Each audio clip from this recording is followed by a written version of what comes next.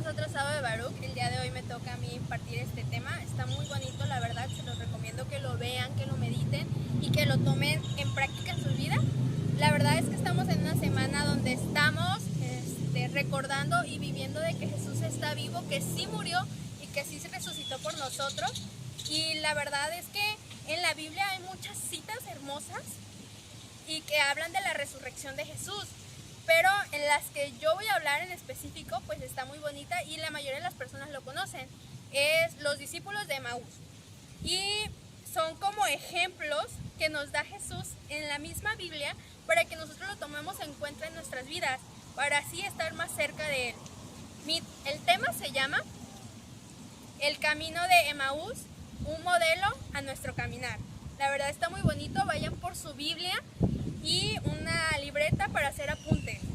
Vamos al tema. Espero que hayan ido por su Biblia. Nos ubicamos directamente a Lucas 24, del versículo 13 al 35. Bere lo va a leer de corrido, pero después de que ella haya terminado, yo se los voy a explicar paso a paso. Yo en esta cita lo dividí en 5 cosas importantes que se me hizo mucho a resaltar, pero eso no significa que sean las únicas. Tú puedes tener pues más de 5 o 4 o 3 cosas importantes y tú lo puedes poner pausa al video y leerla determinadamente, paso a paso, meditándola, o nomás escucha a Bere y ya después le pones pausa. Tú decides.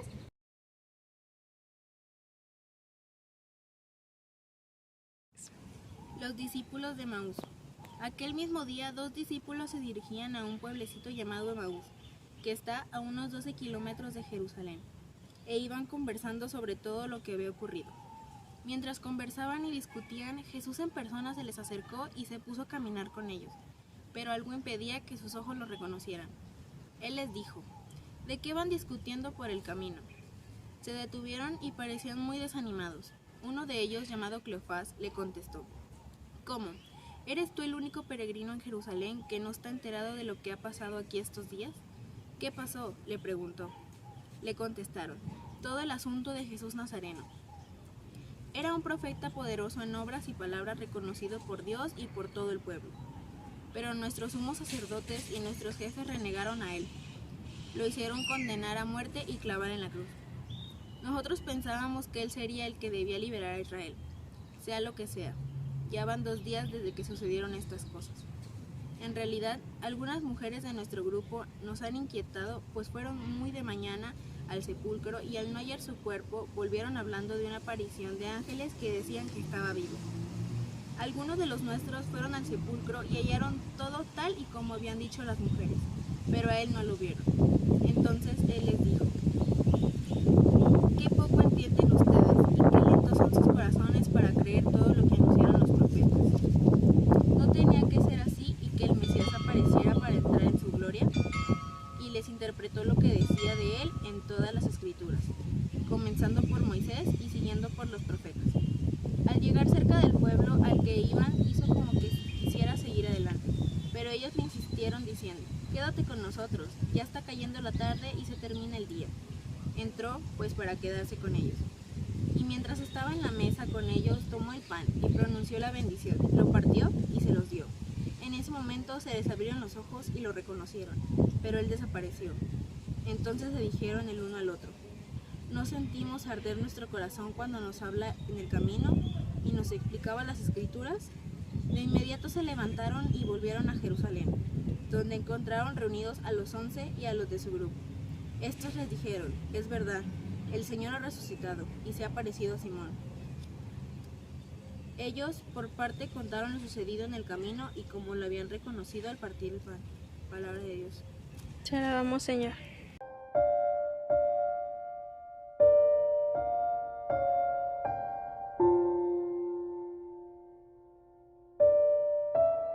Como ya les había dicho, yo lo dividí en 5. La primera parte es: el trayecto del camino fue la desesperanza. Bueno, en esa parte pues los 2 discípulos venían pues en el camino de Emaús, y este camino significa el camino de desanimación, del camino sin existencia, que perdieron el sentido de su existencia y el amor que Dios les dio. ¿Por qué? Porque en ese momento que ellos estaban platicando de todo lo que había sucedido Jesús, de su crucificación, ellos pues quedaron traumatizados de todo lo que vivieron, de cómo pues nuestro gran profeta murió de esa forma, sin defenderse, sin hacer absolutamente nada. Entonces ellos estaban muy tristes y desanimados. Y nosotros en algunas ocasiones podemos estar en ese mismo camino, en el camino de Emaús. Nos podemos ver reflejados en esos dos discípulos. ¿Por qué? Porque a veces estamos más enfocados en nuestros problemas, en nuestras dificultades, en cosas terrenales, y no nos damos cuenta de que Jesús hizo muchas cosas por nosotros, dio su vida por nosotros, de cosas así. En sentido de que nosotros estamos educados, o fuimos educados pues de una manera católica, de fe, de esperanza, de que Jesús está vivo, de que Dios nos ama, y nomás en una circunstancia de nuestra vida que tengamos un problema con cualquier cosita, nos quita la esperanza de que Jesús está vivo, y ese es el camino de Emaús. También se puede reflejar, o podemos estar nosotros reflejados en esos discípulos, no de que sabemos de que, de que sabemos que sí existe, o que sí resucitó, sino en el aspecto que no sabemos del por qué estamos aquí. A veces dudamos del por qué o de su propósito de cada uno de nosotros. Eso también estamos en el camino de Emaús, o podemos estar en él, porque dudamos de su propósito, de su plan, y no confiamos plenamente en él, sino que nos enfocamos en los problemas y en todas esas cosas malas que suceden en nuestra vida, y hace que nos desanimemos y que no veamos con fe a Dios. Segundo es, los discípulos sufren también la torpeza y la ceguera. ¿Por qué torpeza? Porque ellos no pudieron comprender ni saber los signos y escrituras que dejó Jesús, y ceguera porque ellos, al no saber esos signos y esas escrituras comprendidas completamente, no comprendieron que Jesús tenía que morir de esa forma. ¿Para qué? Para que pudiéramos ser perdonados. Y pues ceguera en sí todo, porque Jesús caminó al lado de ellos, no con su glorificación, sino siendo como Él es, humilde, siendo una persona como nosotros. Entonces ellos por ver esos errores o ver esa mala comprensión de su escritura, no pudieron verlo ni sentir al Mesías. Y nosotros también nos podemos reflejar en esos discípulos. ¿Por qué? Porque a veces nosotros estamos esperando muchas cosas, queremos más y más y más, y no nos damos cuenta de lo verdaderamente importancia. Nos importan más las cosas secundarias y las cosas terrenales, mientras que tenemos cosas que nos da Dios y que nos ayudan a crecer. Y pues nosotros, al no tener eso, o no comprender por qué no lo tenemos, o por qué no tenemos mejores calificaciones, mejor éxito, mejor salud, pues nos enfocamos más en eso y dejamos de ver a Cristo, que está caminando al lado de nosotros, porque Él está al lado de nosotros día a día en nuestro caminar, de nuestra existencia. Entonces también nosotros nos cegamos completamente y nomás queremos ver las cosas terrenales, y dejamos de ver pues las cosas que nos da Jesús.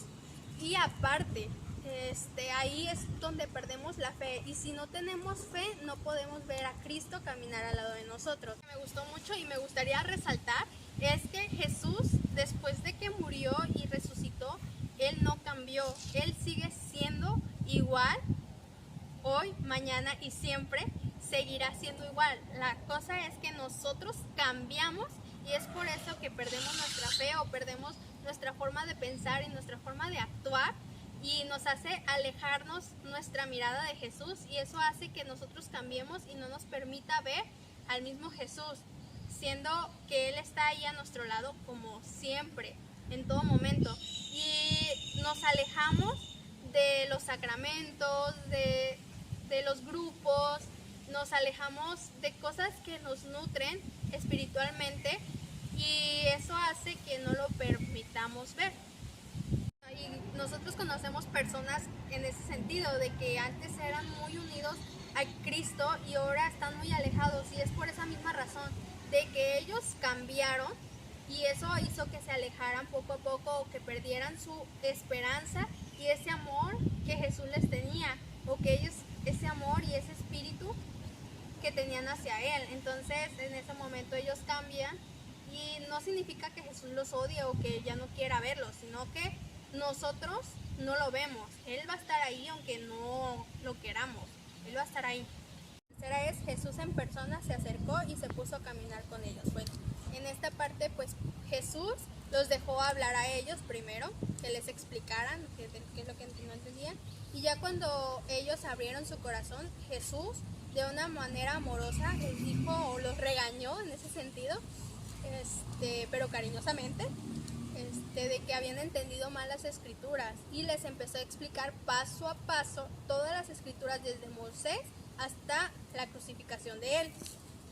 Y así sucesivamente se les fue abriendo los ojos y se les fue abriendo pues la espiritualidad, su corazón, pero no completamente, ellos seguían cegados, todavía no veían a Jesús. Y eso porque ellos estaban enfocados en lo que había pasado, pues la crucificación, todo lo que ocurrió. Y no se dieron cuenta de que Jesús le estaba explicando paso a paso por qué había hecho esas cosas. Y nosotros nos podemos enfocar también en esos dos apóstoles, o nos podemos ver reflejados en ellos, porque Jesús siempre nos está escuchando. Cuando nosotros nos estamos hablando con Él, siempre Él nos escucha, pero no lo vemos. ¿Por qué? Porque nos estamos enfocando en nuestros problemas o en quejarnos con Dios de que ¿por qué me pasó esto? ¿Y por qué no fueron mis planes? ¿O por qué no ocurrió como tenía que haber pasado? Pero Jesús nos escucha y es como de, a ver, y ya después no escuchamos la contestación de Jesús, no esperamos a que Jesús nos conteste, solamente nos quejamos con Jesús y ya, y punto. Y no, tenemos que esperar su contestación, de que nos explique paso a paso esas escrituras del por qué murió en la cruz, por qué pasaron estas cosas, y así poder verlo de una manera u otra con nuestros actos o con nuestras acciones de nuestro entorno. 4. Cerca de la aldea, Jesús finge seguir adelante. Los discípulos todavía no reconocen a Jesús, pero sienten en su corazón el Espíritu Santo que no quiere separarse de él. Ellos lo invitan a quedarse en su casa y él acepta. Él se sienta junto a ellos y ellos todavía no lo reconocen. Lo mismo pasa cuando vamos a un retiro o cuando nos hablan de ellos. Cuando nos hablan bonito de Jesús, queremos conocerlo, queremos que entre a nuestras vidas. Y si tú le abres tu corazón, si tú le abres la puerta de tu casa, Él va a entrar y Él se va a quedar contigo, pase lo que pase. No lo podemos ver a veces porque estamos enfocados en cosas secundarias o terrenales, que estamos muy enfocados en eso que no nos permite verlo, no nos permite verlo en su totalidad, y si logramos enfocarnos en Él, vamos a ver cómo es. Abrieran los ojos y lo reconocieran, fue la bendición y la fracción del pan. Bueno, ahí todavía los discípulos todavía no lo reconocían y estaba sentado al lado de ellos, y lo reconocieron y se abrió sus ojos cuando Jesús dio su bendición y dio la fracción del pan, y en ese momento ellos se levantaron y dijeron, sí era verdad, sí resucitó. Y en ese momento Jesús desaparece, pero no es que haya desaparecido, sí, sino que se encarnó en ellos, se hizo un cuerpo. O sea, a ellos, al aceptar que Jesús había resucitado y que sí estaba vivo, lo hicieron como su Señor, lo hicieron pues su centro de su vida. Entonces Jesús entró en sus vidas. Y es como muy importante esa parte, porque también nos da la estructura de la primera misa que se celebra después de su resurrección. O sea, primero nos está llenando, nos llena con su palabra, nos alimenta de su palabra, y después nos alimenta con el cuerpo y sangre de Cristo. O sea, nos hace que nos llenemos más de esperanza, que nos ilusionemos y que queramos comerlo. Por eso así es la organización y la estructura de la misa. Y ahora, ¿qué hacemos nosotros? Toca a nosotros, que ya conocimos la palabra y ya nos alimentamos del cuerpo y sangre de Jesús, pues ahora nos toca ir en el mundo a testificar, a dar nuestro testimonio de que Jesús ha resucitado en nosotros, en nuestros corazones. Y cada vez que vamos a misa o celebramos la Eucaristía, Jesús resucita en nuestros corazones y así seguir en el camino de Jesús y no ir al camino de Emaús. O sea, que cada vez que vamos y nos llenamos de Él, nos ilumina y nos llena de esperanza, hace que nos alejemos de ese camino y que dejemos la mirada en los problemas, en las cosas materiales y nos vamos al camino verdadero, o sea, el camino de Jesús, que nos vamos directamente a Jerusalén con Él, para seguirlo, para dar su testimonio y ver cada una de las bendiciones que hacen a nuestros corazones y en nuestras almas.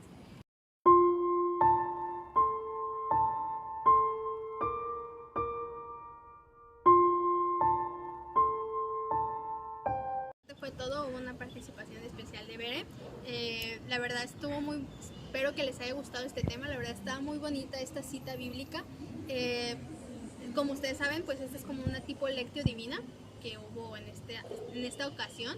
Sé que a veces es muy difícil por esta situación de que estamos viviendo, pero no hay que perder las esperanzas ni la fe y no hay que acercarnos al camino de Emaús, sino que hay que acercarnos más al camino de Jesús, hay que crecer nuestra fe y aumentarla para estar en el camino de Jerusalén, o sea, estar en el camino con Jesús. Y les dejo aquí una cancioncita muy bonita, la verdad me gustó muchísimo, espero que compartan lo mismo y los vemos pronto.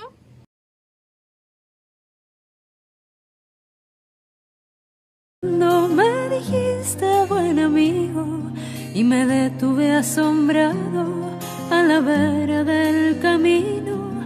No sabes lo que ha pasado ayer en Jerusalén. A Jesús de Nazaret, a quien clavaron en cruz.